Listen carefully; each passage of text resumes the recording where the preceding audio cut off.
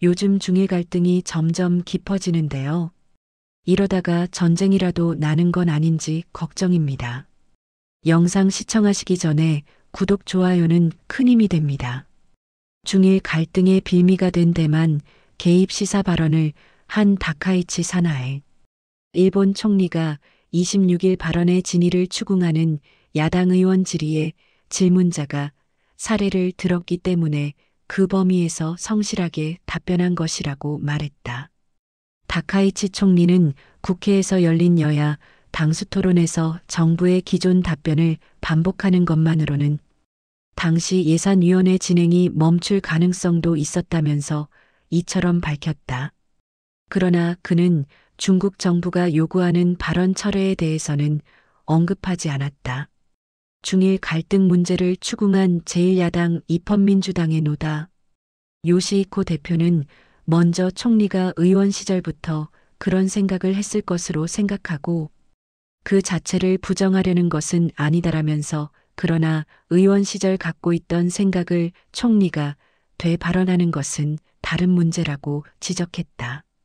그러면서 소신을 무심코 발언하는 것은 경솔한 일이라며 이번이 그런 사례에 해당하는 게 아닐까 생각한다고 덧붙였다.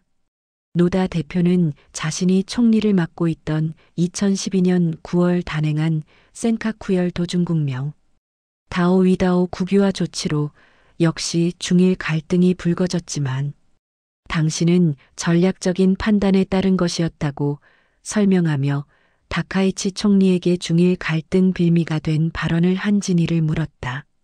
이에 대해 다카이치 총리는 질문자가 구체적인 사례를 들어 물어온 점 등을 이유로 들면서 정부가 모든 상황을 종합해 판단한다는 점도 대답했다고 말했다. 또 일본은 대만의 법적 지위를 인정할 입장이 아니다라며 어제 일본 정부의 통일 견해도 가기 국무회의에서 결정했다고 덧붙였다.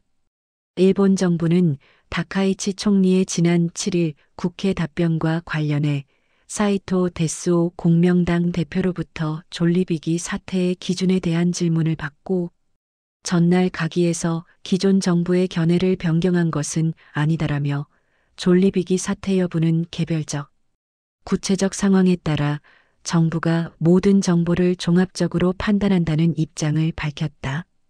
다카이치 총리는 지난 7일 중의원하원 예산위원회에서 해상 봉쇄를 풀기 위해 미군이 오면 이를 막기 위해 중국이 무언가 무력을 행사하는 사태도 가정할 수 있다며 전함을 사용해 무력 행사를 수반한다면 존리비기 사태가 될 수 있는 경우라고 생각한다고 말했다. 당시 입헌민주당 오카다 가스야 의원이 다카이치 총리가 자민당 총재 선거에서 중국이 대만을 해상 봉쇄할 경우 존리비기 사태가 될 수 있다고 발언했다며 대만 유사전쟁이나 재해 등 긴급 상황이 벌어지는 것이에 대한 과거 발언을 따져 묻는 과정에서 나온 답변이다. 그러나 존리비기 사태는 일본이 집단적 자위권을 행사할 수 있는 상황을 뜻하며 결과적으로 하나의 중국 원칙을 무시한 셈이 됐다. 중국은 다카이치 총리에게 발언 철회를 요구하며 여행 자제령, 수산물 수입 금지 등으로 압박하고 있다. 입헌민주당 노다 대표는 이날 여야 당수 토론 후 취재진의 구체적인 사례를 말하지 않았다. 사실상 철회로 받아들였다고 말했다고 교도통신은 전했다.